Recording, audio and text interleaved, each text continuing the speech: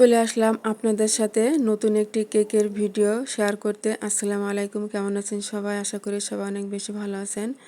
তো খুবই মজাদার একটা কেক হবে, ভ্যানিলা পাউন্ড কেক, খুবই নরম তুলতুলে। তো আমার সঙ্গে থেকে ফুল ভিডিওটা দেখবেন।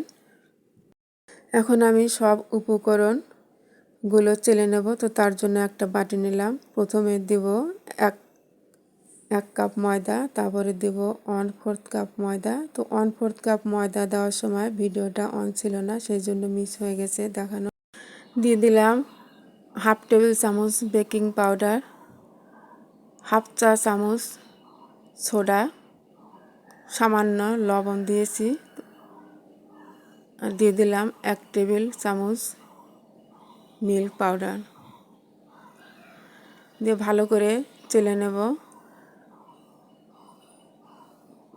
একবার চেলে নিলেই হবে, কারণ এটা পাউন্ড কেক, একবার চেলে নিলেই হবে।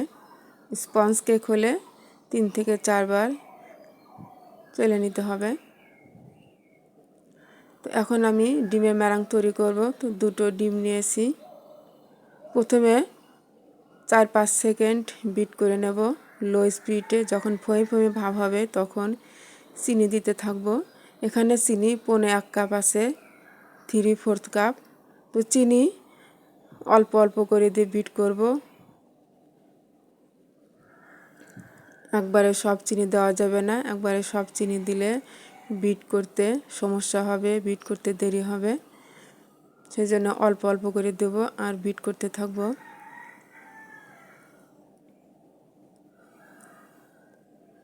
তো এই ডিমের মেরাং তৈরি করতে 5-6 মিনিট লেগেছে।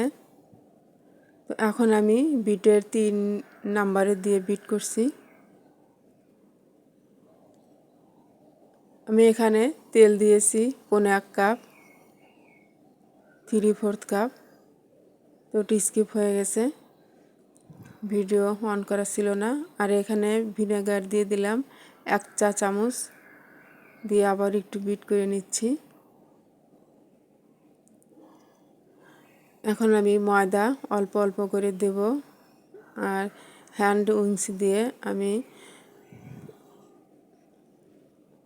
মিশিয়ে নেব। আর এখানে 1/4 কাপ স্বাভাবিক তাপমাত্রার লিকুইড মিল্ক অল্প অল্প করে দিয়ে মিশিয়ে নেব।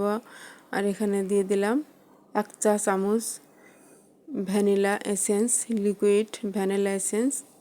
তো পাউন্ড কেকে লিকুইড ভ্যানিলা এসেন্সটা দিলে ভালো হয়, এর ফ্লেভারটা ভালো আসে।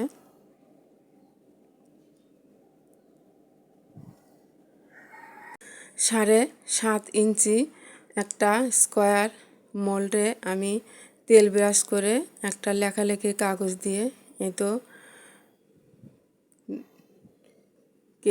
কেকের ডো দিয়ে দিলাম। এখন আমি উপর দিয়ে কিছু ফ্রুটস দিয়ে দেবো। এখানে খেজুর আছে, কিশমিশ আছে আর কাজু বাদাম আছে। তো আমি কেকটা চুলায় বানাবো, তার জন্য আমি চুলায় 10 মিনিট হাই হিটে প্রিহিট করতে দিয়েছিলাম। তো আমি কেকের উপরে সুন্দর কালার আনার জন্য আমি ঢাকনার উপরে একটা তোয়ালে দেব, কারণ তোয়ালে দিলে তাপটা বাইরে বের হতে পারে না, তাপটা সরাসরি কেকের উপরে গিয়ে পড়ে এবং কেকটা সুন্দরভাবে কুক হয়, কালারটা অনেক সুন্দর আসে। এই তো এই কেকটা সময় লেগেছে 45 মিনিটের মতন।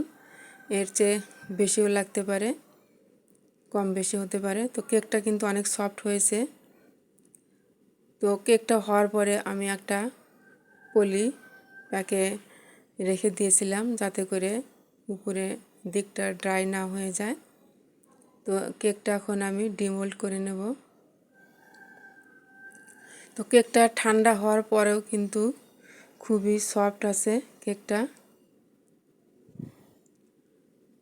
তো কেকটা এমনিতেই মোল্ডের চারপাশে আলগা আলগা ছিল, একদম লেগেছিল না।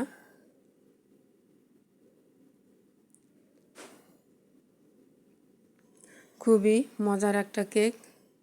এই কেকটা বাড়িতে খাওয়ার জন্য বানিয়েছিলাম।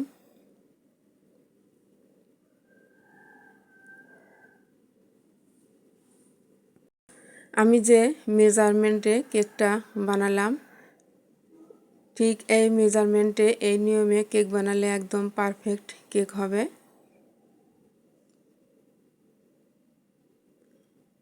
এই তো কেকের নিচের দিকটা অনেক সুন্দর কালার আসছে।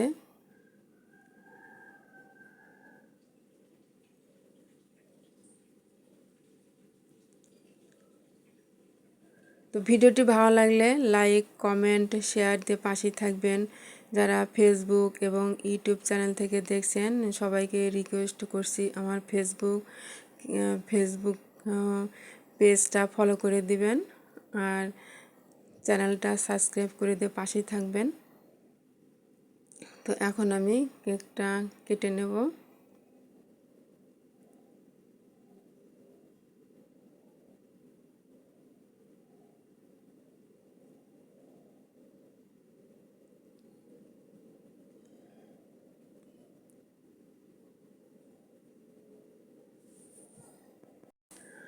তো অনেকেই বলে যে চুলায় কেক বানালে উপরে কুক ভালো হয় না, কালার আসে না। তো আমি কিন্তু চুলায় কেক বানাই, আমার মাইক্রো ওভেন নাই। তো আলহামদুলিল্লাহ আমার কেকের উপরে ভালো একটা লুক আসে, ভালো কালার আসে, কুক হয় ভালো। তো এর জন্য ঢাকনার উপরে একটা তোয়ালে বা গামছা দিতে হবে, দিলে কালারটা সুন্দর আসবে। এই তো দেখতে পাচ্ছেন কেকের টেক্সচারটা কতটা সফট হয়েছে।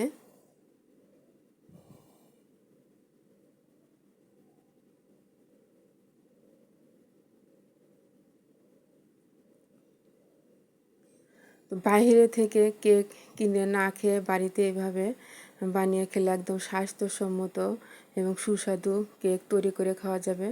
তো দেখতেই পেলেন যে কেকটা কতটা সফট হয়েছে। এই কেক বাইরে কমপক্ষে 15 দিন বাইরে রেখে খাওয়া যাবে, নষ্ট হবে না। আর নর্মাল ফ্রিজে 1 মাসের মতন রেখে খাওয়া যাবে, এতটুকু নষ্ট হবে না। আর কেক কতটা সফট হয়েছে দেখতে পাচ্ছেন। তো বাইরে থেকে কিনে না খেয়ে যদি বাড়িতে বানানো যায় তাহলে ছোট বাচ্চারা এবং বাড়ির যে বড়রা আছে সকালে বিকেলে চায়ের সাথে অনায়াসে খেতে পারবে, বাচ্চাদের টিফিনে অনায়াসে দেওয়া যাবে, একটা হেলদি একটা খাবার। তো আমি একটা বক্সে কেকগুলো উঠিয়ে নিচ্ছি। তো এতক্ষণ ভিডিওটা দেখার জন্য সবাইকে অনেক অনেক ধন্যবাদ ও ভালোবাসা রইল। আসসালামু আলাইকুম।